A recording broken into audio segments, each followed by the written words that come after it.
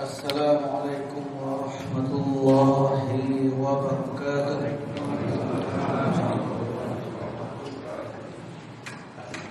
Alhamdulillah, wassalatu wassalamu ala Rasulillah wa ala alihi wa ashabihi wa mawalah. Asyhadu an la ilaha illallah wahdahu la syarika lah wa ashhadu anna Muhammadan abduhu wa rasuluh. Allahumma salli wa sallim ala Muhammadin wa ala alihi wa ashabihi ajmain, amma ba'd. Kaum muslimin wal muslimat, baik pengurus maupun jamaah Masjid Al-Manar Komplek Duta, semoga dirahmati Allah Azza wa Jalla. Pada subuh hari ini kita mulai fokus kajian kita kepada membahas kitab secara berurutan. Kalau selama ini kajian kita sifatnya tematik, angkatkan tema berdasarkan kepada Al-Quran dan Sunnah. Bagus.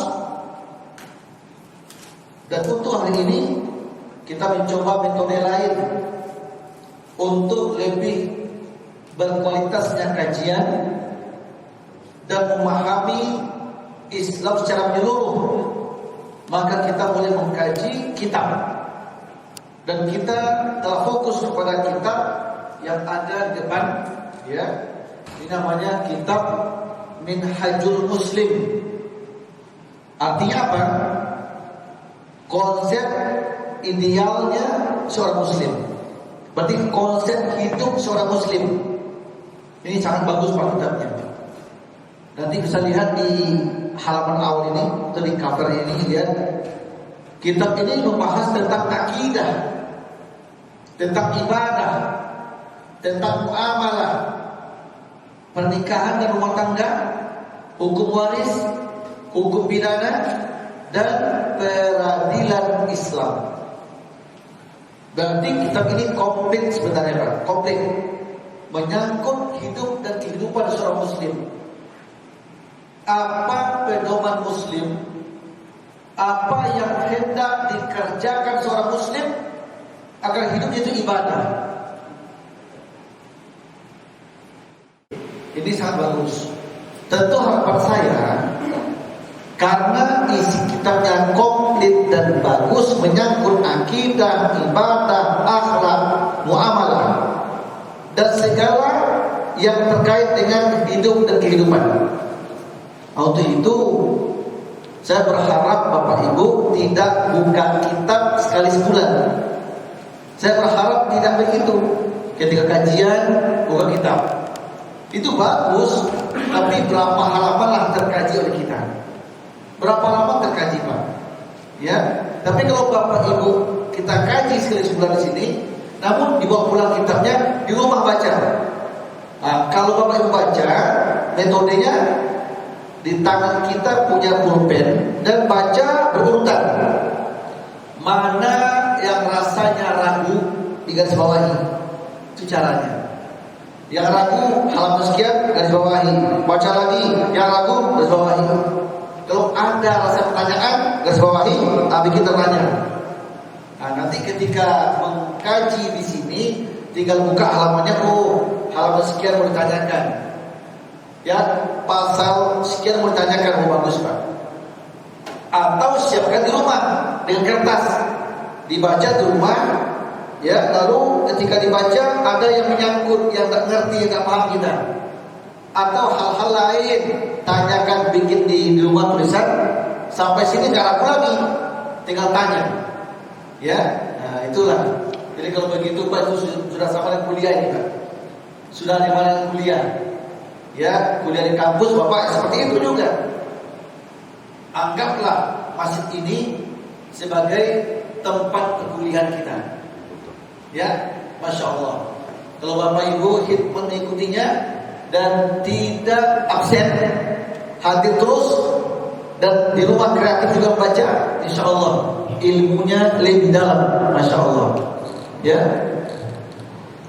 Dan saya punya mahasiswa di kampus, kita ajar mereka tentu pakai silabus sistem SKS, comot-comot istilahnya.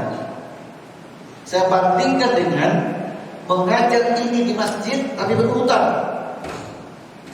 Ketika diuji akhir tahun, yang lebih dalam ilmunya adalah jamaah di masjid, bukan di kampus. Jamaah di masjid yang mengkaji kitab ini secara menyeluruh lebih dalam ilmunya malah daripada kampus malah. Masya Allah. Nanti kampus itu Pak 1 jam cuma 60 menit, ya. 2 SKS sekian jam, waktu sedikit, dicopot-copot lagi, nggak berurutan. Nah, kalau kita di sini kita berurutan. Nah, untuk itu saya berharap kita mengkaji bukan hanya di sini, tapi baca di rumah juga, dan siapkan pertanyaan mungkin pertanyaan-pertanyaannya. Ya, nah, itulah barangkali untuk mukadimah kajian kita di subuh ini. Silakan yang sudah punya buku, silakan dibuka. Tentu nanti yang belum punya, harapan saya bulan depan punya.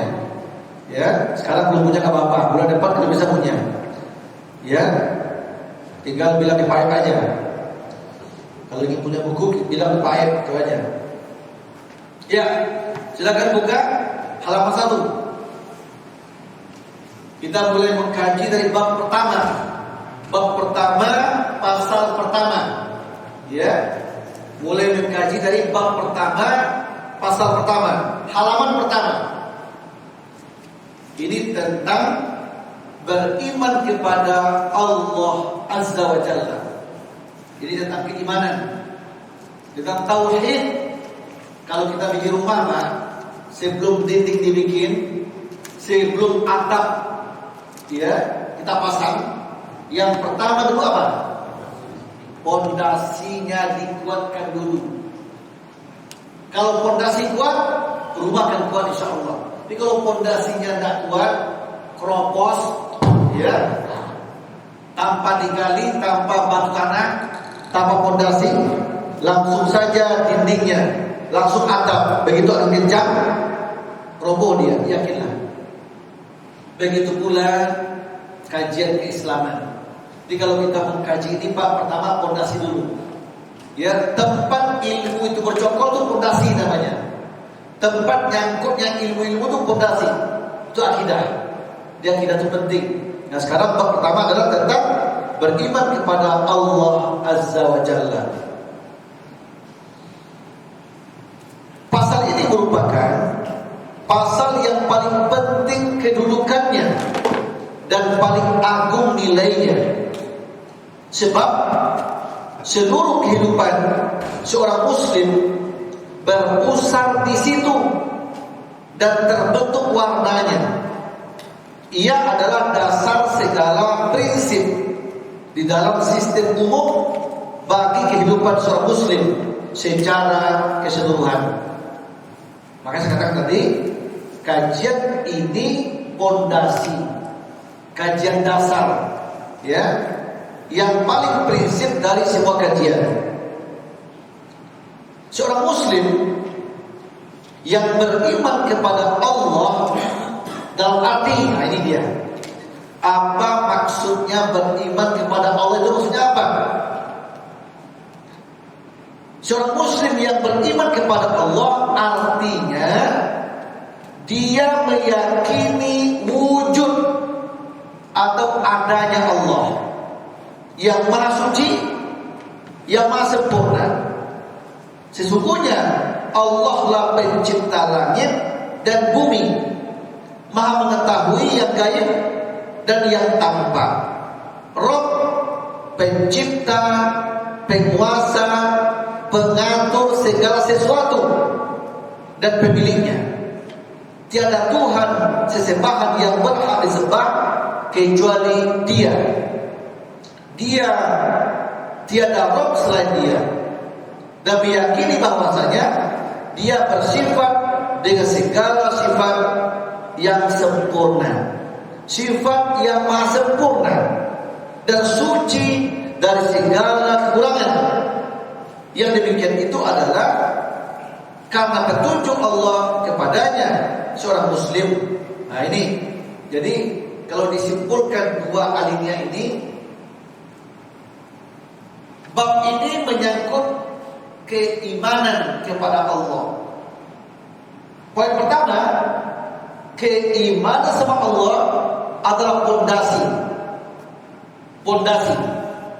Yang kedua, beriman kepada Allah artinya meyakini adanya Allah. Itu pertama dulu. Meyakini adanya Allah. Dialah yang pencipta kita, pengatur kita, pemelihara kita, menyehatkan kalau kita kena corona, menjaga kita supaya tidak kena virus. Siapa? Allah. Tetangga saya, dia sangat ketat, Pak. Luar biasa ketatnya, luar biasa disiplinnya. Tidak mau keluar rumah, tidak boleh keluar rumah. Kenapa keluar rumah? Sampai berinteraksi dengan siapapun pakai sarung tangan, pakai masker tidak pernah lepas, masker terus, sarung tangan terus, gelasnya spesial, minum spesial, tidak boleh yang lain megang, dia sendiri yang megang. Menurut saya sih sudah super hati-hati, menurut saya Pak, super hati-hati, ya, luar biasa. Terus kalau dia beli sesuatu dari luar, ya, beli sayuran, sampai Pak itu pun juga begitu diambil sayuran itu dengan sarung tangan, cuci sebersih-bersihnya. Masya Allah. Menurut saya sih secara usaha, secara ikhtiar sudah lebih cukup. Ke masjid nggak mau, masjid riba, di rumah aja. Sudah sekian bulan di rumah. Begitu sekali sakit, terus ke dokter periksa positif. Siapa yang mengizinkan dia positif? Siapa yang mengizinkan? Allah. Ini keimanan. Ada juga jamaah dari awal corona sampai sekarang. Saya buka aja RS Polri Kramat Jati. Di sampingnya rumah sakit COVID. Tiap hari orang masuk COVID itu Pak. Dokternya tiap hari bolak-balik, mau sakit masjid tiap hari. Dan sholat tidak pernah berjarak, rapat terus dari awal corona. Ramadan full, Idul Fitri full ramai. Khutbah Jumat hanya sekali liburnya.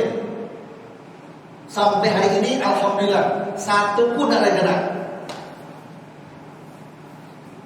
Siapa yang bedakan semuanya? Nah ini yang iman Pak, ini yang iman. Ya, ini yang iman. Bagaimana kita meyakini Allah itu yang Maha Kuasa segala-galanya. Dia menyehatkan kita, Dia memberi kita sakit, ya. Dia mengizinkan kita bisa ke masjid, dan Dia pula yang menuntut hidayah dari orang yang tidak dapat hidayah. Kita beruntung, alhamdulillah Pak. Beruntung. Gerimis pun masih ke masjid. Alhamdulillah. Ya. Kadang-kadang rumah dekat masjid, di telinganya kedengaran hayya 'alas shalah. Bapak Ibu, hayya 'alas shalah saja masih malas. Bagaimana kalau hayya 'alal jihad? Waduh, saya enggak bisa pikir nih, Pak. Hayya 'alas shalah saja masih enggak mau. Masih dicuekin. Bagaimana kalau hayya 'alal jihad nantinya? Nanti kan, bukan sekarang. Kalau sekarang salah itu. Kalau sekarang tidak benar ya. Itu tidak benar tuh, Pak. Jangan ikuti. Karena yang komando itu ada komandonya, bukan sembarangan komando. Kacau di akhirnya itu. Jadi kalau ada sekarang itu, ya yang azan diganti dengan hayya 'alal jihad itu tidak betul ya, tidak betul.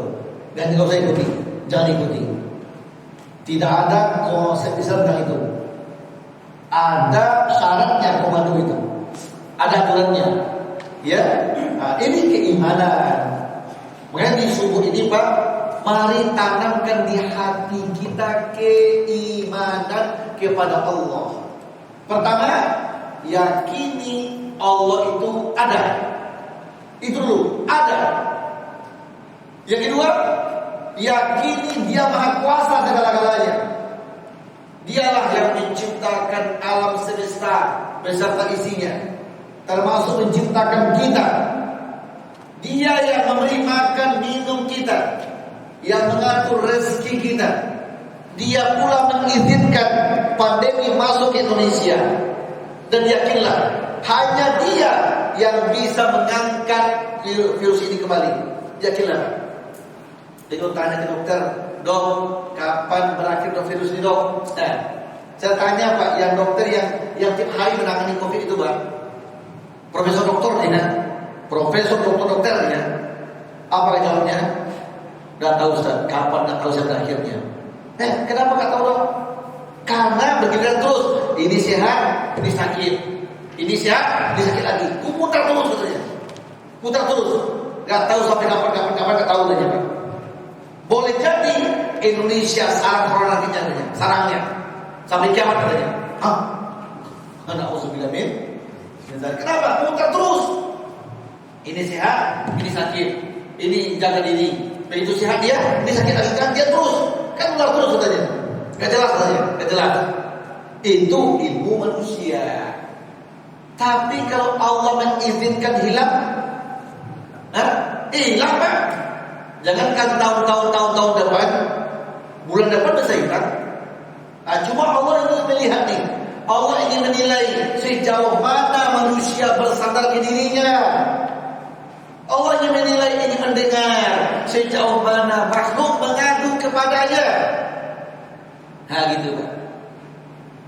Jadi bab pertama ini artinya apa? Kita beriman tentang adanya Allah. Wajib meyakini Allah itu ada. Yang kedua, wajib meyakini Allah itulah yang Maha Kuasa segala-galanya. Dia pencipta, Dia pengatur, Dia memelihara, Dia menyehatkan, Dia menyakitkan. Ya, Dia yang mengizinkan kita kuat, Dia pula memberi kita stroke. Penyakit stroke itu Pak, siapa mengizinkan? Allah. Dia pula yang mengizinkan mata kita kena plus sekian, min sekian, silinder sekian. Dia pula mengizinkan bapak sudah tua, usia lanjut, tapi matanya terang benderang, nggak pernah sakit. Semuanya izin Allah. Semua izin Allah. Kita tinggal ikhtiar. Ikhtiar itu wajib. Usaha itu wajib yang terbaik untuk kita. Namun hasilnya, keputusannya adalah hak prerogatifnya Allah. Ini kita yakini. Makanya begitu datang kebaikan, yakini Allah berikan, puji Allah, alhamdulillah. Begitu kita sakit, terkena virus, yakini Allah mengizinkan, istirja kepadanya. Inna lillah wa inna ilaihi raji'un. Ya sabar. Kalaupun mati karena itu, yakini itu syahid.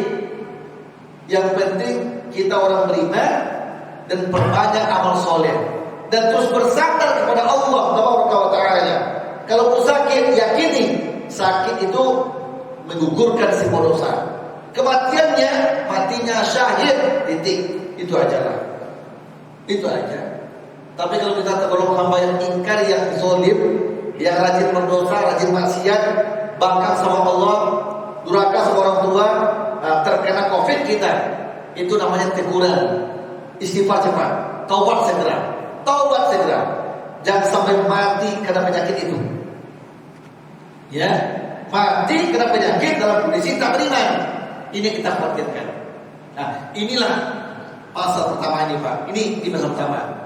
Untuk itu yang berhak disembah hanyalah Dia saja. Yang patut meminta pertolongan hanya Dia saja. Ya. Kita hanya mentauhidkan Dia, tidak ada Tuhan yang berhak disembah kecuali hanya Dia saja. Makanya hidup ini bikin santai, Yang penting ikhtiar wajib, usaha wajib, jaga diri wajib, jaga diri dari penyakit itu wajib. Namun hasilnya Allah menentukan. Ini pasal pertama isinya. Dalil tentang ini bukan. Pertama, Allah sendiri memberitahukan tentang wujudnya Dia, tentang rububiyahnya atas makhluknya, dan tentang asma'nya atau nama-namanya dan sifat-sifatnya.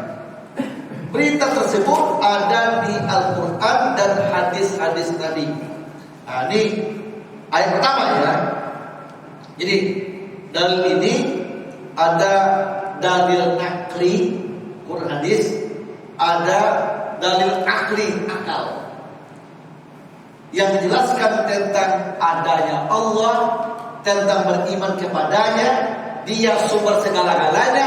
Dalilnya ada nakli, Quran hadis, dalilnya ada akli, akal pikiran. Sekarang yang nakli. Satu, Allah sendiri menginformasikan tentang dirinya. Tentang dirinya Allah menginformasikan di Quran. Mana ayatnya? Satu, ya, surat yang ke-7 Al-A'raf ayat 54. Panjang ya. A'udzubillahi minasyaitonir rajim. Inna rabbakumullahu alladzi khalaqas samawati wal ardh fi sittati ayyam thumma istawa 'alal 'arsy yughshil laila an-nahar yatlubuhu hafitha wasyamsa wal qamar wan nujuma musakhkharatin bi amri ala lahul khalqu wal amru tabarakallahu rabbul alamin. Artinya, sesungguhnya Rabbmu ialah Allah yang telah menciptakan langit dan bumi dalam 6 hari. Allah ciptakan langit bumi ini dan isinya selama 6 hari, 6 masa, 6 periode. Lalu Dia bersemayam di atas arasy. Dia menuntunkan malam kepada siang, yang mengikutinya dengan cepat, dan diciptakannya pula matahari, bintang, bulan dan bintang-bintang, masing-masing tunduk dengan perintahnya. Ingatlah, menciptakan dan memerintahkan hanyalah hak Allah. Menciptakan, memerintah hanyalah hak Allah. Maha penuh berkah Allah, Rabb semesta alam. Nah, ini dalilnya. Satu. Yang kedua, ini menyangkut firman Allah tatkala Dia menyuruh Nabi Musa alaihissalam dari sebatang pohon di tepi kanan sebuah lembah di suatu tempat yang diberkahi di Bukit Tursina, ya, di daerah Mesir. Dari Mesir itu Pak, dari kota Mesir sekitar 2 jam lah ke sananya, ya. Dari kota Mesir terus, ya, melewati Turunan Suez, terus melewati Uyun Musa, Laut Merah yang tenggelamnya Fir'aun itu, lewat lagi terus sampai nanti sebuah kaki gunung. Di situ ada monumen patung Samiri, ada patung Samiri, ya, terus ada juga makamnya Nabi Harun, terus ada jalan ke arah ke gunung, ada di situ pos polisi, diperiksa kita Pak, checkpoint periksa, jangan bawa senjata tajam segala macamnya. Terus naik ke atas, ya, jalan terus mendaki sebuah tempat, itu tempat onta berlabuh. Kalau mau naik ke puncaknya pakai onta, 2,5 jam Pak naik gunung pakai onta, 2,5 jam. Saya udah pernah kali-kali ke sana. Ya, naik onta, ya, onta itu tanpa ada pelana Pak. tanpa ada pelana, tanpa ada kaki diikat tidak. Ya, onta lepas saja. Ya, onta lepas Pak, tanpa diikat onta itu, tanpa diikat Pak. Onta lepas, duduk di atasnya. Ya, paling nanti ada satu besi, ya setinggi inilah, setinggi ini, di sini kita. Itu kita pegang Pak, kita pegang itu aja, kita pegang itu aja. Punggung lepas, tanpa ada sandaran, kaki lepas tanpa ada ikatan. Naik onta, naik ke atas, begini Pak. Oh, begini ke atas. Terus lihat bawah, masya Allah. Waduh, masya Allah. Naiknya tengah malam. Kalau naik siang tak kuat kita, atau takut kita Pak kalau naik siang. Naik malam Pak. Kalau saya jam 10 malam naiknya, jam 10 naik ke atas. Jam 10 naik, jam setengah 1 sampai di lehernya. Di lehernya Pak. Salah satu tuh. Ini ke atas. Awalnya sih takut Pak, takut Pak. Oh takut. Tapi begitu 5 menit Pak, dia tanya enak Pak, masya Allah enak Pak. Waduh, enak sekali Pak. Saya merasakan Pak kayak mobil Mercy Pak. Kayak mobil Mercy ya. Mobil yang paling bagus itu Jaguar. Walaupun ada lubang Pak, enaknya Pak, enak. Oh tapi begitu Pak, enak Pak, masya Allah. Maka Nabi itu olahraganya onta itu Pak. Waduh begitu lubang, diayun kita Pak onta itu, diayun Pak, enak banget masya Allah. Obat-obat pinggang itu. Ya obat pinggang sakit. Yang penting jangan takut, jangan dilawan, diikuti ayunannya, ikuti. Wah, awalnya saya takut juga Pak, awalnya takut juga saya. Tanpa pegangan, tanpa ini lagi kan, tanpa ikat kaki, takut juga awalnya. Tapi begitu naik ke atas, waduh, masya Allah, waduh, nikmat banget Pak. Sampai naik ke atas, tuh onta patuh banget, patuh ontanya. Ya, satu onta ada satu orang yang mengawal, satu orang yang mengawal Pak, orang Arab asli sana. Ya, yang mengawal. Tapi onta tanpa diikat. Terus sampai lehernya ada pula terminalnya, dan di situ turun. Setelah turun ada ya minum kopi segala macam, teh segala macam, misalnya Indomie dan segala macam. Terus setelah itu jalan kaki Pak, jalan lagi naik ke atas, jalan 1 jam namanya, 2,5 jam pakai onta, 1 jam jalan kaki sampai di puncaknya, di puncak Bukit Tursina. Itulah ada masjid sebelah kanan, ada gereja sebelah kiri. Ya, masya Allah, indahnya. Kalau siang hari itu Pak, waduh, kelihatan Mesir semuanya, indah banget. Kalau malam hari lampu-lampu yang luar biasa, masya Allah, tinggi sekali. Ya, Musa pernah dipanggil oleh Allah ke sana. Di situ Nabi Musa dilantik menjadi nabi dan rasul oleh Allah, dengan diberikan 2 mukjizat ke beliau. Pertama, tongkat jadi ular. Kedua, tangan bercahaya. Ya, di tempat itulah ada sebuah lereng gunung. Di sebelah kanan itu ada pohon besar. Ya, di situ Allah panggil Musa. Awalnya dari bawah Musa melihat ada cahaya di atas, ada api Pak. Dia dan istri berdua. Istri bernama Sofura namanya. Sofura itu anak Nabi Shu'aib. Sofura istri Musa, anak Nabi Shu'aib. Berarti Shu'aib menantunya. Shu'aib mertuanya. Nabi Shu'aib lah memberi hadiah ke beliau tongkat itu. Tongkat itu Pak, hadiah dari mertuanya Nabi Shu'aib. Jadi setelah dikasih hadiah tongkat tadi, Musa pergilah dengan istrinya berjalan. Pergi tengah malam tiba gelap gulita, sampai di gunung itu, istriku, kita gelap nih susah jalannya. Ya dingin lagi. Terus gimana Bang? Kamu tunggu sini ya, di bawah itu pakai kaki itu. Tunggu sini ya. Aku naik ke atas, ada api itu di atas, ada cahaya, ada api. Nanti sampai di atas, sampai tahu aku berita apa di sana. Ada berita apa? Nanti aku ambil apinya untuk penerang kita jalan. Kata Musa, siap Bang. Istrinya tinggal Pak di situ. Dia seorang di atas, terus sampai di bukit itu, di pohon yang diberkahi itu, ya ada suara. Hai Musa, inilah saya Allah, Rabbmu, saya Allah. Lemparkan tongkatmu. Ya, tongkat lemparkan Pak. Cepat, jadi ular. Kata Musa, lari dia, lari Pak. Musa, jangan lari kamu, sini, jangan lari, jangan takut, Allah bersamamu. Dia balik lagi. Pas dia balik, pegang, ambil kembali tongkatmu itu.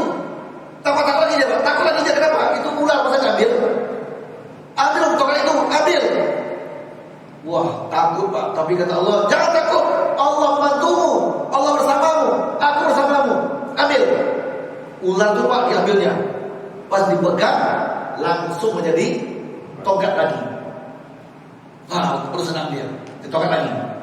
Masukkan tanganmu ke dadamu, melewati kerah di atas jalan. Kedua tangan masuk dalam. Begitu tangannya masuk dalam bajunya, keduanya bercahaya. Cahaya terang dan panas dirinya dan muncul keberaniannya. Hai Musa, itulah dua mukjizat untukmu mengalahkan musuh-musuhmu. Itu senjatamu. Pergilah kamu bersama saudaramu Harun untuk menghancurkan Fir'aun dan tentaranya. Tegakkan yang hak. Itu senjatamu. Itu mukjizat bagimu. Nah, di tempat itulah Nabi Musa dilantik oleh Allah. Di sana pula Allah bicara langsung dengan Musa. Namanya Musa itu bergelar kalamullah, ucapan Allah. Nah, ya, tuh, lihat tuh. Yang kedua, surat Al-Qasas 28 ayat 30. Ya Musa, inni anallah Rabbul alamin. Hai Musa, sesungguhnya aku adalah Allah, Rabb semesta alam. Nah, jadi di tempat itu Allah mengenalkan dirinya ke Nabi Musa. Langsung bicara dengan Musa. Ya Musa, hai Musa. Musa kaget. Ya.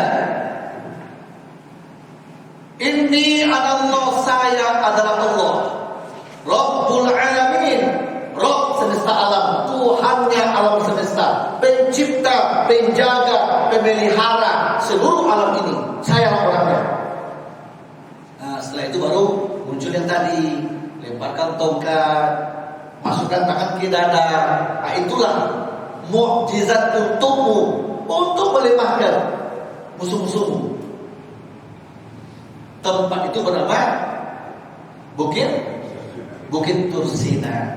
Jadi kalau sekarang Pak ada orang sekarang kalau umroh tidak bisa lagi, susah umroh, stop lagi karena corona ya. 1 November dibuka kemarin Pak. Buka kemarin 1 November. Sekitar 3 November ada lagi terinfeksi corona. Stop lagi. Sekarang stop lagi Pak. Kita nggak tahu kapan buka lagi nih. Nah sekarang ini Pak, ya sudah ada tur-tur halal seperti Turki buka terus dia. Turki buka terus. Masya Allah, dan buka. Walaupun nanti dari sini kita tes swab, sampai Turki juga tes swab, ya, pulang tes swab lagi, tapi dia buka terus Turki. Mesir Allah alam ya, Mesir Allah alam.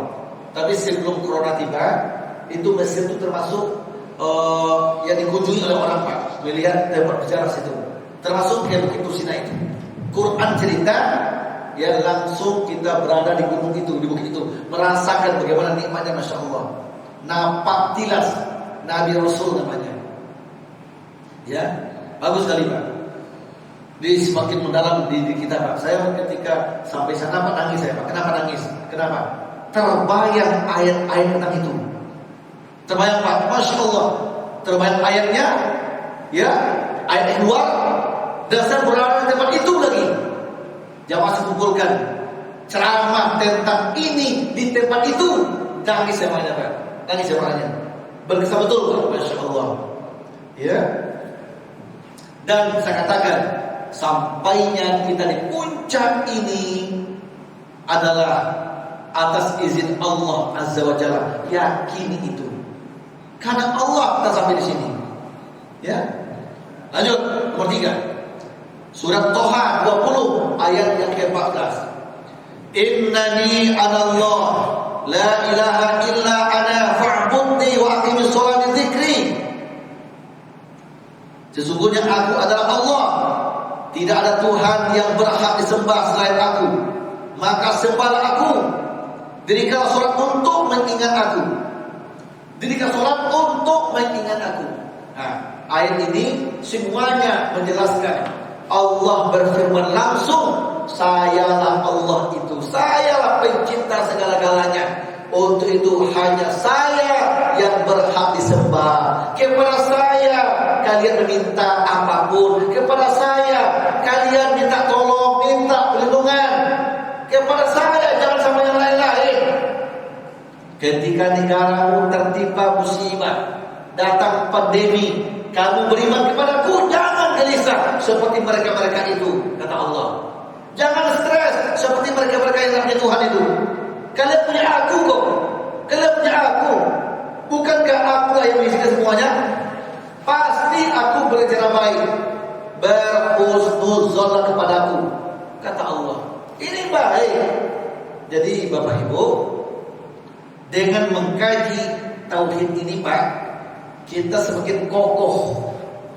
Ya, hidup kita hanya untuk Allah. Inna sholati wa nusuki wa mahyaya wa mamati lillahi rabbil alamin. Sesungguhnya sholatku, ibadahku, korbanku, hidupku, matiku ya untuk Allah. Untuk Allah. Artinya apa? Hidup kita untuk yang maha hidup. Hidup kita untuk beribadah kepada Allah. Kalaupun terjadi kepada kita apa saja, yakini Allah yang mendatangkannya. Datang kebaikan, bertambah harta, naik pangkat, menikah kita, dapat anak, lahir cucu, Allah memberikan, puji Dia. Puji Dia. Kita sehat, nggak sakit, Allah beri sehat, alhamdulillah, puji Dia. Gunakan sehat untuk beribadah kepadanya. Oh, kita terkapar virus, kena kita, yakini itu pun Allah mengizinkan. Sabar, semoga gugur semua dosa. Oh, ada keluarga yang mati karena itu, Allah mengizinkan kita mati. Ajal tiba, rezekinya habis. Udah, yakinilah. Kalau kita yang beriman, kita orang beramal soleh, mati kena COVID, yakini itu syahid insya Allah. Yakini. Tidak ada semacam kegelisahan sebenarnya. Tidak ada semacam kegelisahan. Jangan takut berlebihan. Jangan berlebihan, takut berlebihan. Namun kita wajib usaha, wajib ikhtiar, wajib jaga diri, cuci tangan sebentar, mandi sering-sering, itu betul. Wudu, bukankah Islam mengajarkan wudu? Wudu terus. Kalau bisa Pak, kalau bisa latihan kita selama COVID selalu berwudu. Wudu batal, wudu lagi. Wudu batal, wudu lagi. Insya Allah. Jaga wudu, Allah jaga kita dari segala macam penyakit. Insya Allah. Kalaupun kena juga, Allah mentakdirkannya untuk menggugurkan semua dosa. Kalaupun mati, syahid kematiannya. Ayat. Lanjut. Ini nomor 4 ini panjang Pak dalil ini, panjang ayatnya. Tidak usah baca ya. Al-Hasyr 22 sampai 24. Ya, panjang. Artinya aja. Dialah Allah yang tiada Tuhan yang berhak disembah selain Dia, yang mengetahui yang gaib dan yang nyata. Dialah yang Maha Pemurah, lagi Maha Penyayang. Dialah Allah yang tiada Tuhan yang berhak disembah selain Dia, Raja yang Maha Suci, yang Maha Sejahtera, yang mengaruniai keamanan. Nah, ini yang memberikan keamanan, yang Maha Memelihara, yang Maha Perkasa, yang Maha Kuasa, yang memiliki segala keagungan. Maha Suci Allah dari apa yang mereka persekutukan. Dialah yang menciptakan, Dialah yang mengadakan, yang membentuk rupa. Membentuk rupa kita ini berbeda-beda. Pak, siapa ini? Allah. Bayangkan Pak, satu ayah kita, satu ibu kita, satu tempat keluarnya, Pak. Namun tidak ada yang sama persis. Ada nggak sama persis? Mirip sih iya, tapi persamaan nggak ada Pak. Anak 3, anak 5, persis sama semuanya, itu nggak ada. Mirip iya, karena satu pabriknya. Tapi kalau sama persis nggak ada. Sidik jari, kecil tempatnya, lapaknya kecil, tapi sedunia nggak ada yang sama. Nggak ada sama. Siapa yang Maha Kuasa membentuk itu? Allah. Allah yang bentuk semuanya. Makanya begitu milik ciptaannya, indah ciptaannya, puji Allah, Masya Allah. Ya, Masya Allah. Pendekatan ke Allah itu melewati ciptaannya. Allah mengatakan, Dialah yang Maha menciptakan, Dia yang mengadakan, membentuk rupa, mempunyai nama-nama yang paling baik, bertasbih kepadanya apa yang di langit dan di bumi. Dialah yang Maha perkasa, lagi Maha bijaksana. Kajian tauhid ini, Pak, dalam rangka menguatkan jiwa, menguatkan fondasi supaya tidak goyah oleh bencana, supaya tidak stres oleh kejadian menimpa. Ya, kita bisa menyikapinya kebal. Kenapa kebal? Karena kita yakin Allah semuanya mendatangkan baik buruk Allah. Ya, tinggal kita lagi berupaya berikhtiar yang terbaik agar sesuai dengan yang Allah mau. Yang kelima, surat Al-Fatihah, surat 2 ayat 2 sampai 4. Kalau Al-Hasyr tadi surat 59 ya, 59. Kalau Toha tadi surat 20. Al-Qasas tadi 28. Lanjut. Al-Fatihah. Alhamdulillahi Rabbil Alamin, Ar-Rahmanir Rahim, Maliki Yaumiddin. Segala puji bagi Allah, Rabb semesta alam, yang Maha Pengasih lagi Maha Penyayang, yang menguasai hari kemudian, hari pembalasan. Rabb semuanya, Allah semuanya. Yang keenam, Al-Anbiya surat 21 ayat 92. Inna hadhihi ummatukum ummatan wahidah wa ana rabbukum fa'budun. Sesungguhnya agama tauhid inilah agamamu. Agama Islam itulah agama tauhid. Itu agamamu. Agama yang aku ridhoi, yang kuturunkan, Islam, kata Allah. Agama yang satu. Dan aku adalah Rabbmu. Aku Rabbmu. Islam agamamu, aku Rabbmu. Sembahlah aku.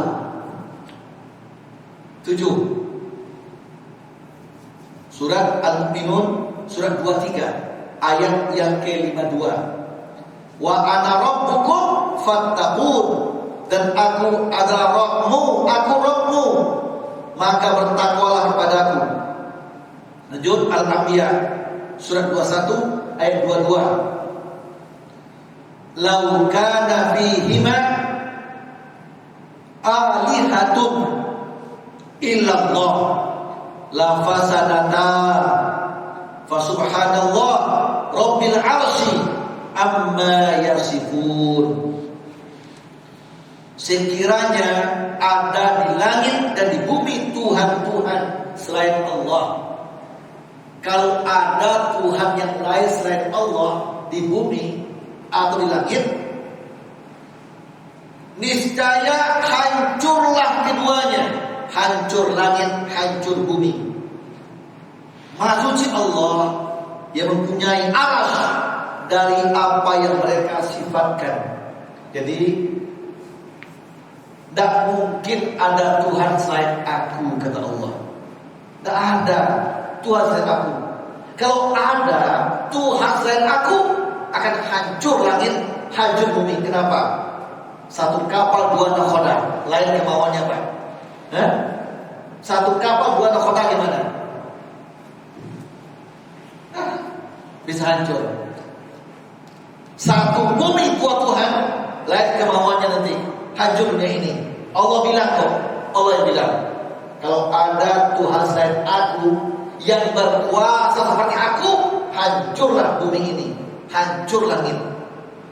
Untuk itu yakinilah, la ilaha illallah, tidak ada Tuhan selain aku, tidak ada pencipta selain aku, tidak ada pemelihara kalian selain aku, tidak ada pemberi rezeki selain aku, tidak ada menghidupkan, mematikan kalian selain aku. Untuk itu sembah aku. Nah, ini semua yang 8 macam ini dalil-dalil tentang beriman kepada Allah, informasi dari Allah sendiri dari Al-Quran.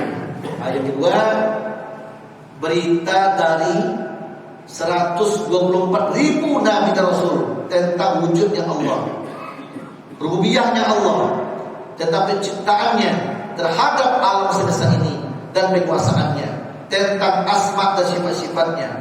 Tidak ada seorang Nabi atau Rasul pun di antara mereka melainkan Allah berfirman kepadanya, mengutus seorang utusan kepadanya atau diwahyukan kepada hati dan akalnya sesuatu yang memastikan bahwa apa yang disampaikannya itu adalah firman Allah dan wahyu dari Allah. Ulangi, 8 macam tadi Pak, itu dalilnya Al-Quran, info Allah langsung. Nah, yang nomor 2 ini adalah informasi dari Nabi, dari Rasul, dari utusannya yang mengatakan bahwa Allah itu ada.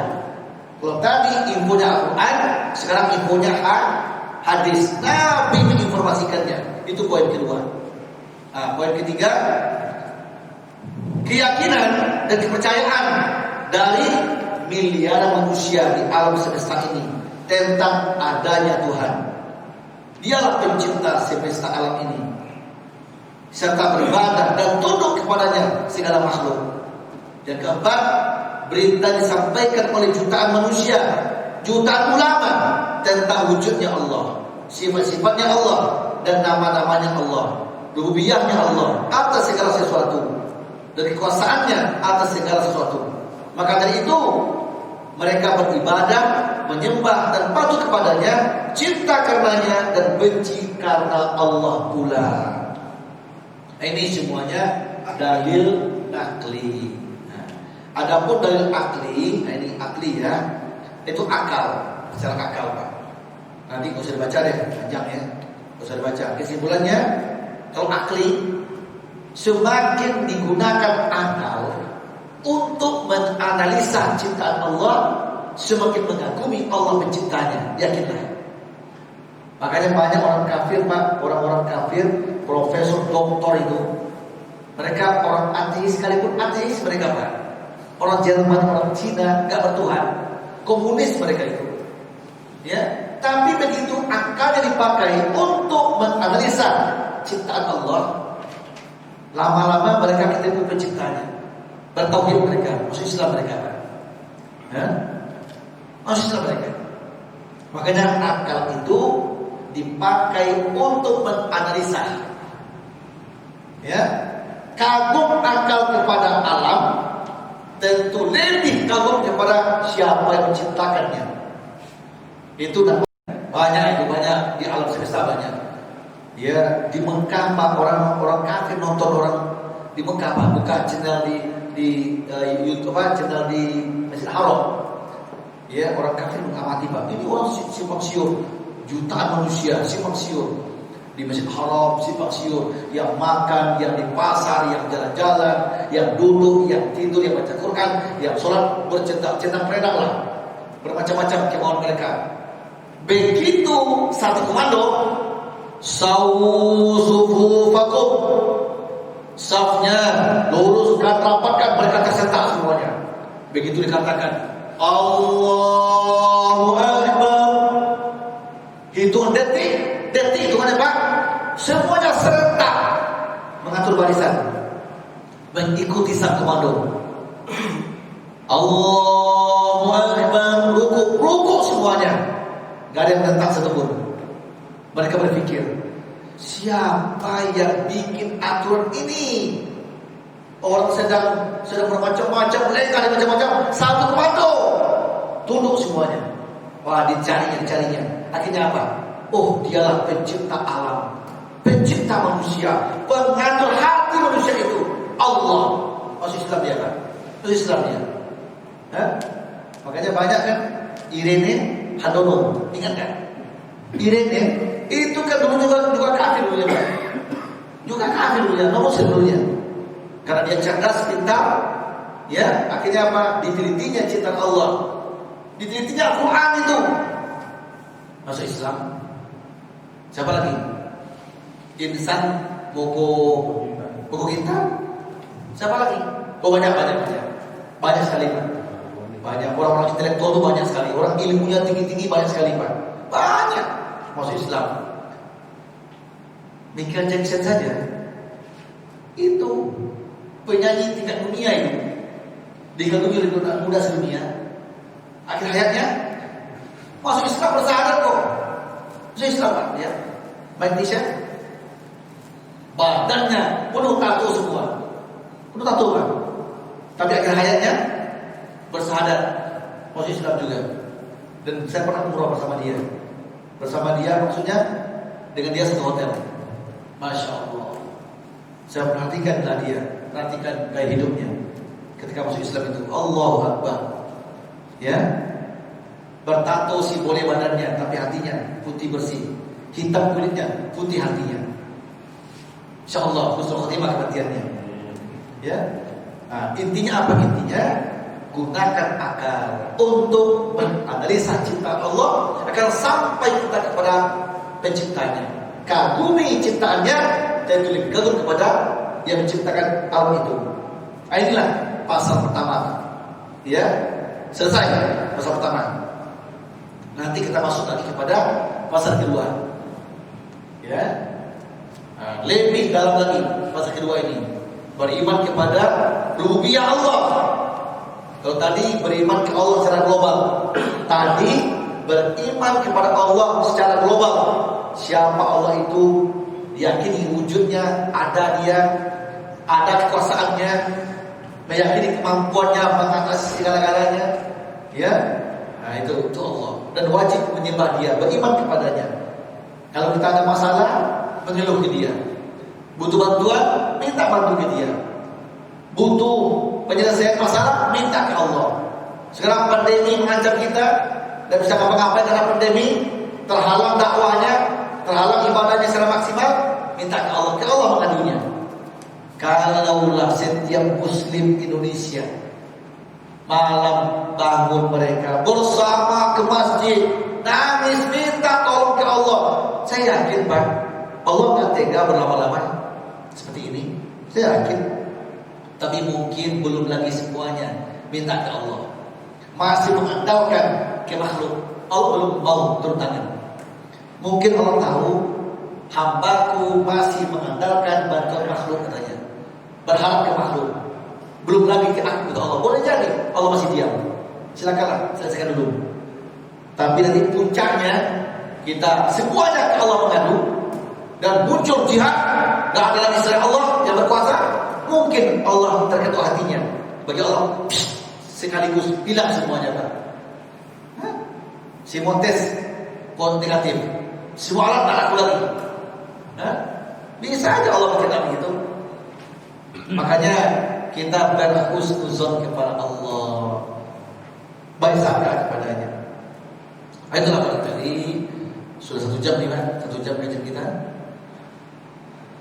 Ya, saya berharap kalau bisa nanti semua kita punya kitab nih Pak. Saya berharap itu punya kitab, baca di rumah.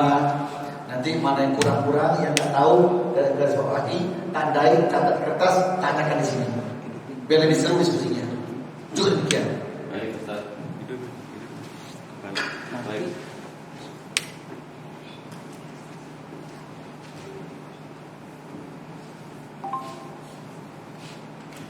Baik Ustaz, terima kasih. Bapak jika berminat harga bukunya itu 160.000.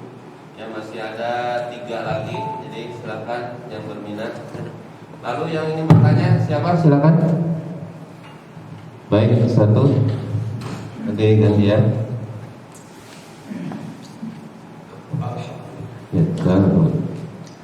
Ya, silakan Pak. Di hasil tadi Ya, ada Allah yang memiliki nama-nama yang baik. ya, Itu biasanya kita kan ada 99 nama. ya.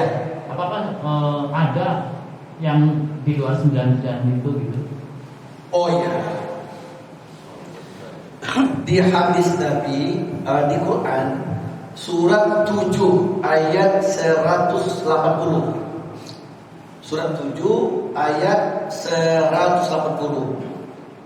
Walillahil asmaul husna fad'uhu biha. Allah itu punya nama-nama yang baik. Namanya Asmaul Husna. Untuk itu berdoalah kamu kepada Allah menggunakan nama-nama itu. Itu Quran. Di antara nama-nama Allah itu dijelaskan di ayat ini, al-asyar ini. Ya. Mana dia? Nah.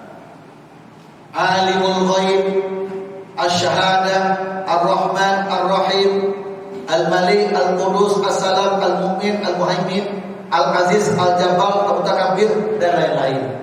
Di hadis Nabi dikatakan nama-nama Allah itu tis'u wa tis'ina asma, 99 nama di hadis Nabi.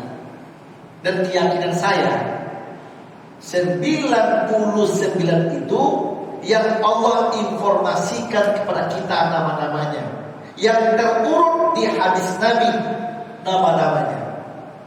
Tentu nama-nama Allah itu sifat-sifatnya tidak terbatas.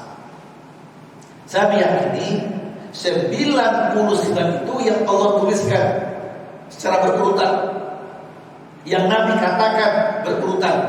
Tentu nanti ada di luar itu, ada yang menyangkut sifat-sifat dan nama-namanya. Kita meyakini kalau ada informasinya, itu aja. Ya, tapi yang jelas Nabi mengatakan nama-nama Allah itu 99. Yang wajib kita ketahui itu dia. Tapi mungkin ada nama-nama yang lain yang Allah sebutkan, bisa saja. Seperti Nabi-Nabi Pak. Nabi yang dituliskan di Quran namanya berapa? 25. Kan cuma 25 Pak di Quran. Sementara info Nabi mengatakan jumlah Nabi itu 124.000. Dan kita nggak tahu nama-namanya. Nggak tahu Pak, karena nggak ada infonya. Tapi kalau ada infonya kita tahu itu. Yang diinfokan hanya 25. Yang wajib kita ketahui 25 saja masih banyak muslim yang hafal. Betul nggak? Betul. Untung Allah kan juru semuanya menghafalnya. 25 cuma itu pun masih kewalahan kita menghafalnya. Masih hafal itu 25 itu. Nggak hafal. Apalagi disuruh urutan, lebih hafal lagi disuruh urutan. Ya. Bagaimana kalau nggak masuknya itu? Ya nanti. Ya. Nah, jadi intinya hadis mengatakan namanya sangat banyak. Di Quran surat yang ke-6 ayat surat 4. Tunggu dulu, surat 6. Nah, lupa saya. Lupa. Kalau ada Quran boleh buka. Surat 6 Surat 6 Al-An'am 164 kalau salah saya sih, coba lihat. Ya, nah, saya lupa itu karena udah lama kan buka. Ya. Buka dulu. Surat 6 ayat 124. Ayat 124. Buka dulu surat 6 164, buka dulu kalau ada. Ada enggak?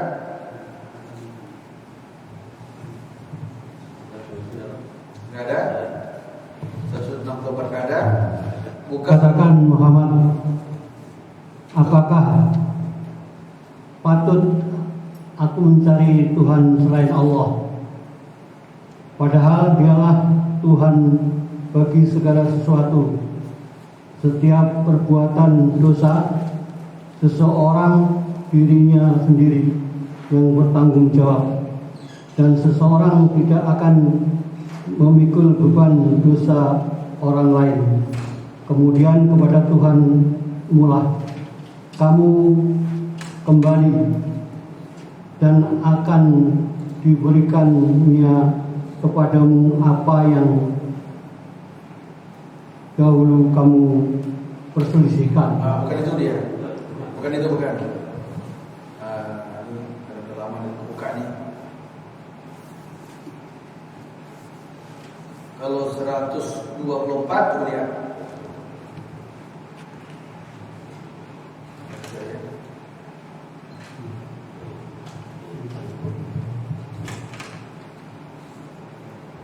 Surat 6 124 bukan? Ada enggak? Dan apabila datang sesuatu ayat kepada mereka, mereka berkata, kami tidak akan percaya beriman sebelum diberikan kepada kami seperti apa yang diberikan kepada Rasul-Rasul Allah. Allah lebih mengetahui di mana dia. Ya, enggak itu, bukan. Tadi surat 6 164 enggak ada ya? Enggak ada. Surat 6 124 enggak ada juga. Bukan surat 4. Surat 4 ayat 164. Ini kena dalam mana di ulang nih. Anisa berapa kan? Surat. Ini dia betul. Surah 4 yang benarnya. Ya, An-Nisa. Surah 4 Ali Imran 164. Tuh lihat. Anisa. Surah 4 An-Nisa. Ya. An-Nisa ayat 164. Betul.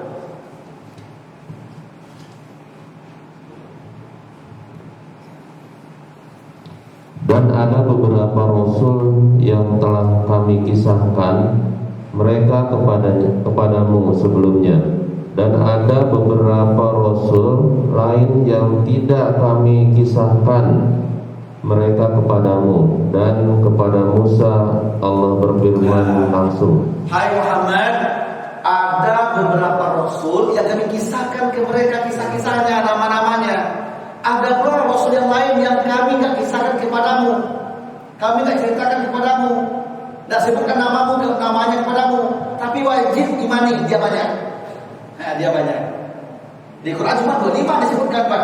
Ternyata di hadis Nabi 124.000, Rasul 313. Coba mana nama-namanya? Kita nggak tahu, Pak. Nggak tahu kita. Nah, nama-nama Allah diberitahu oleh Nabi di hadisnya 99. Tapi mungkin saja ada nama-nama yang lain. Nah, mungkin kalau kita jumpai nanti, ya alhamdulillah. Kalau kita jumpai, wajib diimani. Nama-nama Allah itu gak terbatas. Gak terbatas. Tapi yang disebutkan oleh Nabi 99. Yang disuruh kita berdoa kepada Allah menggunakan nama-namanya yang 99 itu. Begitu, Pak. baik Ustaz. Yang lain ada bertanya?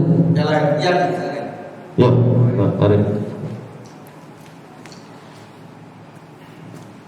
Jadi bagus nih, makanya semakin banyak pertanyaan semakin dalam kajian kita kan? Ya silakan. Assalamualaikum Ustaz. Waalaikumsalam warahmatullahi wabarakatuh. Pembaca terjemahan dari surat 4 ayat 164 tadi, dan ada beberapa rasul yang telah tanda kutip kami, Ustaz. Ya. Jadi kalau kami itu kan identik dengan lebih dari satu, Ustaz. Iya. Mohon dijelaskan kalau Allah memperbahasakannya seperti kata kami. Terima kasih, Ustaz. Ya, bagus. Allah itu kadang-kadang memanggil aku ke dirinya. Innani anallah. Sesungguhnya aku adalah Allah, beraku dia. Inni ja'ilun fil ardi khalifah. Sesungguhnya aku hendak menciptakan manusia di bumi ini, Adam. Ketika Allah hendak menciptakan Nabi Adam, Allah beraku ke dirinya. Tapi Pak, ketika Allah menciptakan manusia yang banyak, Allah tak beraku, Allah berkami. Contoh, laqad khalaqnal insan fi ahsani taqwim. Surah apa itu? Surah At-Tin. Laqad khalaqna. Nah, ini kami kan. Sungguh kami menciptakan manusia fi ahsani taqwim, sebaik-baik bentuk yang sempurna. Di mata Allah bentuk kita ini Pak sempurna semuanya, bagus, gagah semuanya, gak ada jelek, cantik semuanya, gak ada jelek kepada Allah. Makanya kita harus pede dengan wajah kita, harus pede Pak. Jangan gak pede. Wah, itu saya mancung orang peser, terus ditambal operasi plastik. Jangan. Tidak ada sembahyang ori. Jadi kadang-kadang Allah beraku, kadang-kadang Allah berkami. Kapan Allah berkami ke dirinya? Apakah Allah itu banyak? Oh tidak, Allah satu. Kok berkami ya? Nah, Allah berkami ke dirinya mengandung dua makna. Ini maknanya, Pak. Yang pertama, dalam bahasa Arab disebut dengan mu'azzam li nafsih. Allah ingin membesarkan dirinya, berkami dia. Itu fungsi kami situ. Bukan berarti Allah itu banyak. Allah bukan banyak, Allah satu. Dia bilang tadi kan, tidak ada Tuhan selain aku. Ya. Terus berkami, maksudnya apa? Allah berkami itu tujuannya mu'azzam li nafsi, untuk membesarkan dirinya, untuk menyombongkan dirinya. Itu artinya, itu maknanya. Kalau kami bahasa Indonesia, kami bahasa Inggris banyak, betul nggak? I satu, we kami, saya satu, kami banyak, itu bahasa Indonesia itu. Tapi kalau kami dalam bahasa Arab, nahnu, menunjukkan yang pertama adalah mu'azzam li nafsi. Allah ingin membesarkan dirinya, itu artinya. Kadang-kadang kita Pak, itu sendiri, ibu sering itu. Kami, katanya kan? Dia sendiri Pak. Dia bilang kami. Atau kita pernah juga kali, kita pernah ngomong sama diri kita, kami begini. Kalau kita sendiri kan? Kita sendiri ngomongnya, bilang kami lagi. Nah, kalau Allah berkami ke dirinya, artinya yang pertama, Allah ingin membesarkan dirinya. Namanya mu'azzam li nafsi dalam ilmu bahasa Arabnya. Yang kedua, Allah berkami bukan dia banyak, tapi dalam mengerjakan sesuatu itu Allah minta bantuan yang lain. Itu artinya. Contoh, ketika menciptakan Adam, Allah sendiri tanpa bantuan siapapun, berarti dia. Ketika menciptakan manusia yang banyak ini, Allah berkami. Kenapa berkami? Karena Allah butuh bantuan yang lain. Bantuan siapa? Orang tua, ibu, ayah, bapak, ibu. Kita tidak akan ada tanpa ayah ibu, betul kan? Yang punya sperma, yang punya bibit, ayah. Yang punya ovum, ibu. Begitu bibitnya ada, sperma, ada ovum dari istri, dikawinkan menjadi satu, ditempatkan di rahim ibu. Ibu yang mengandungnya, terus ibu yang melahirkan. Adanya kita atas bantuan orang tua. Makanya Allah berkami. Kami menciptakan kalian semuanya, menciptakan kalian semua sebaik-baik bentuk, sempurna bentuknya. Allah berkami kenapa? Menciptakan kalian bukan saya sendiri, tapi dibantu oleh orang tua kalian. Itu artinya dia bukan Allah itu banyak, Allah cuma satu. Cuma menciptakan manusia, Allah dibantu oleh makhluk yang lainnya, oleh orang tua kita. Makanya di Quran dikatakan washkurli waliwalidaika, bersyukurlah kalian kepadaku dan kepada ibu bapakmu. Coba Pak, kalimat syukur untuk orang tua itu kan dahsyat itu Pak. Biasakan syukur kepadaku, terima kasih orang tuamu kan Pak, karena dia manusia. Tapi kalau gunakan kalimat syukur, bersyukur kepadaku, bersyukur sama orang tuamu. Tanpa ibu bapakmu kok kamu gak ada. Berarti menciptakan kamu ikut andil orang tuamu. Saya menciptakan zatnya, orang tuamu yang prosesnya. Makanya kalau cari bentuk yang gagah, anak yang cantik, ketika hendak menikah, carilah bibit bobot bebek, kan begitu Pak. Kalau anak ingin gagah, cari suami yang gagah. Kalau anak ingin yang cantik, cari istri yang cantik di mata kita. Ya. Di membentuk wajah itu orang tua. Dan anak akan seperti orang tuanya wajahnya. Walaupun dia kafir, kafir dia, non muslim dia, musyrik dia, bangkang dia orang Belanda, dia orang Amerika. Rata-rata gagah cantik anaknya, betul nggak Pak? Walaupun tanpa membaca surah Yusuf. Kita kadang-kadang anak 12, setiap anak 7 bulanan baca surah Yusuf supaya anak seperti Yusuf, betul nggak? Begitu lahir ada nggak seperti Yusuf anaknya? Ada nggak? Tidak seperti siapa anaknya? Seperti bapaknya aja, seperti ibunya. Artinya apa?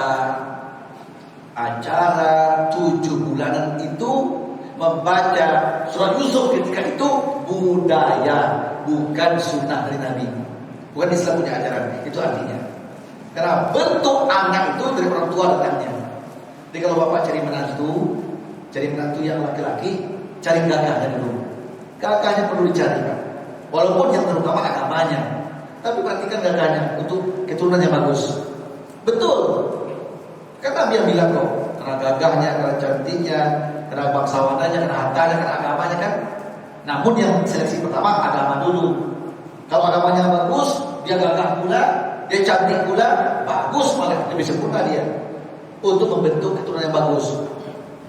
Ya, jadi kesimpulannya apa tadi? Allah berkami bukan dia banyak, tapi 2 makna berkami itu. Pertama apa tadi?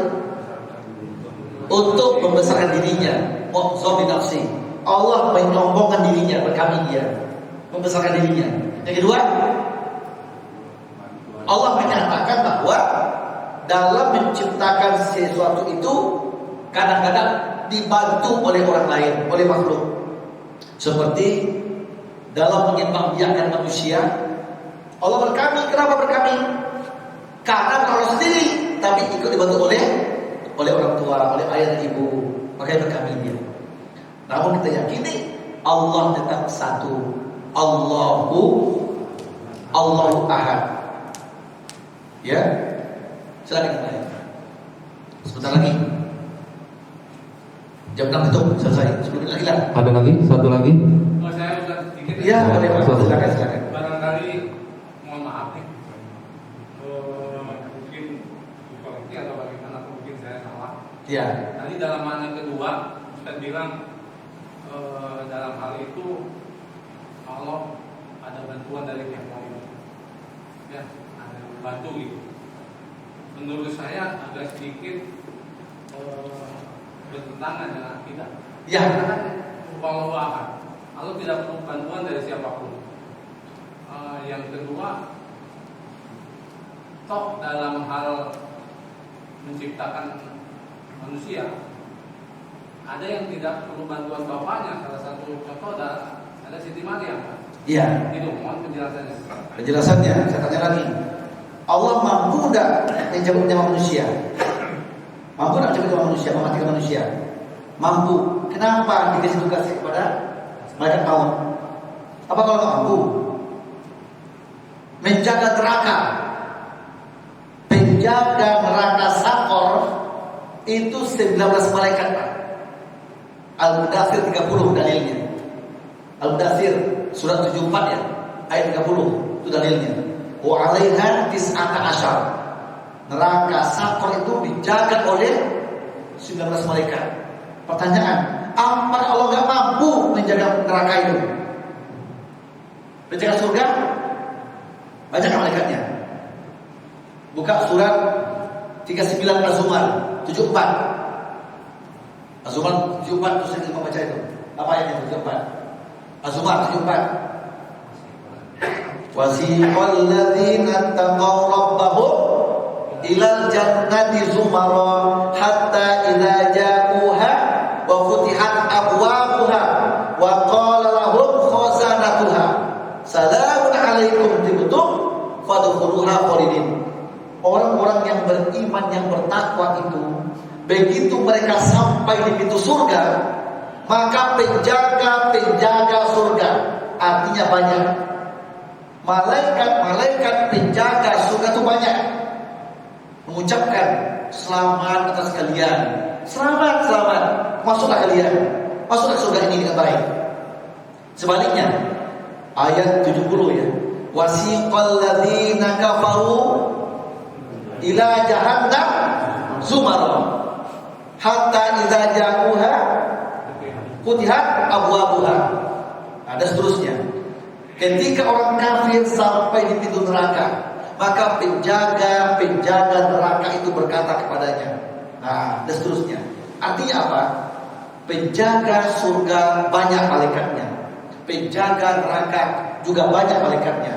Penjaga nyawa manusia ada malaikatnya, malaikat maut. Penanya mayat di alam kubur ada malaikatnya siapa?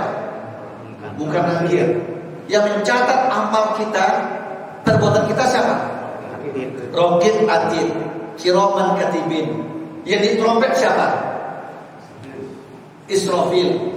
Yang menyampaikan wahyu ke nabi-nabi siapa? Jibril. Pertanyaannya, kenapa mesti ada malaikat? Allah kan mampu. Nah, ini pertanyaannya. Kok mesti ada malaikat? Allah kan mampu. Allah mampu kok. Hah? Mencabut nyawa enteng bagi Allah, menjaga neraka mudah bagi Allah, menjaga surga gampang, memberikan rezeki ke manusia. Malaikat apa namanya? Pemberi rezeki. Mikail, pemberi rezeki. Hujan diturunkan di daerah mana diturunkan, yang mana daerah hujan. Siapa yang mengatur? Mikail. Di trompet kalau kiamat terjadi, Israfil. Pertanyaannya, apa sih fungsi malaikat? Kenapa ada malaikat? Kenapa Allah mengutus malaikat? Kenapa tidak dia sendiri saja? Kan dia maha mampu dan dia maha kuasa. Allah yang membutuhkan itu. Maksudnya begini ya, bukan Allah itu lemah, bukan Allah lemah, bukan Allah itu tidak mampu sendiri, dia maha kuat. Tapi sengaja diciptakan malaikat itu untuk menggambarkan ke kita bahwa kita itu perlu bantu orang lain. Itu pendidikan sebenarnya, pendidikan, jangan sombong. Aku saja, kata Allah, yang maha mampu segala-galanya, masih utus malaikat, masih perlu nabi menyampaikan dakwah. Ya, itu menggambarkan suatu pendidikan.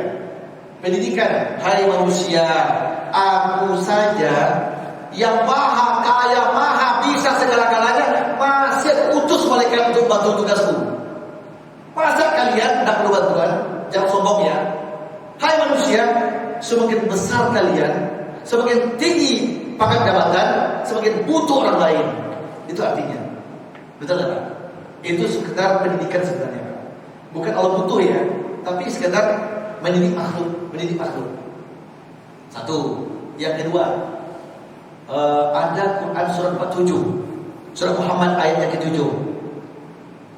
Ya ayyuhalladzina amanu in tansurullaha yansurkum wa yutsabbit aqdamakum. Wahai orang beriman, kalau kalian membantu agama Allah, Allah bantu kalian. Pertanyaannya, kalaupun manusia tidak membantu agama Allah akan tetap kuat. Betul kan? Tapi kenapa dikatakan juga kalau kalian membantu agama Allah, Allah bantu kalian? Kenapa masih dibantu agamanya? Bukan agamanya kuat, agamanya sempurna, kenapa dibantu? Nah, itu pemikiran orang kafir gitu, Pak. Agama kita itu lemah, buktinya tuh masih dibantu. Tuhan kalian itu lemah, buktinya masih dibantu Tuhan kalian itu katanya. Masih butuh bantuan malaikat. Ya, Tuhan kalian itu lemah, orang kafir, Pak. Padahal itu bukan Tuhan lemah. Dia kuat, dia maha dahsyat. Tapi sengaja itu dibikin untuk pendidikan ke manusia. Aku saja yang maha kuat, masih aku perlukan staf-stafku, menteri-menteriku, malaikat-malaikatku. Kalian apalagi orang lemah? Orang lemah kata Allah. Semakin tinggi pangkat jabatan, semakin banyak butuh orang lain. Betul tak, Pak? Dulu Bapak sendiri kok cuci pakaian sendiri. Begitu Bapak sudah mulai dewasa, punya uang, butuh istri. Butuh istri yang bantu kita. Begitu Bapak punya perusahaan, butuh karyawan.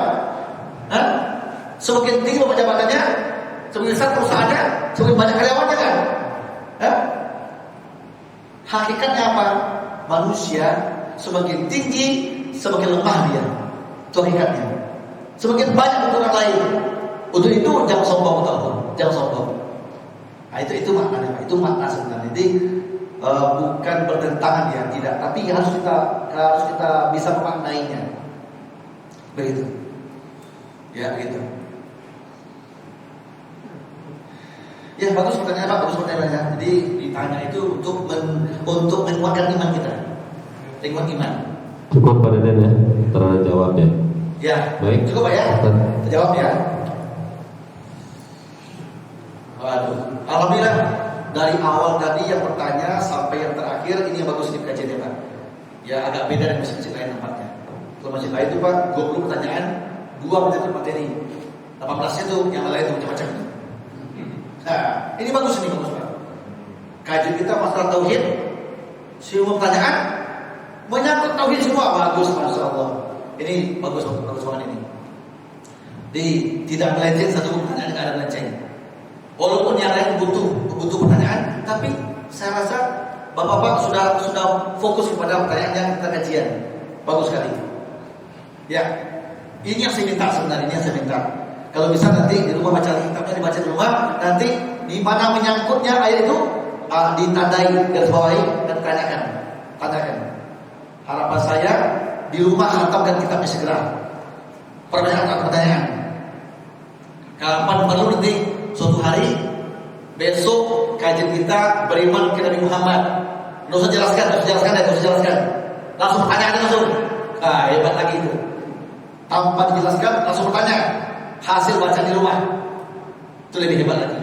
Tapi kalau nggak ada nanti, kalau nggak bisa, saya jelaskan dulu secara pintas. Ini karena baru perdana ini saya agak banyak mengurainya. Satu pasal, satu pertemuan. Kalau gitu kapan tempat ini? Satu pasal, satu pertemuan. Ini tempat ini Pak, ini tempat ini. Itu pun selisih lagi kan? Sekali seminggu saja bahas ini Pak, masih butuh sekian tahun itu waktunya itu.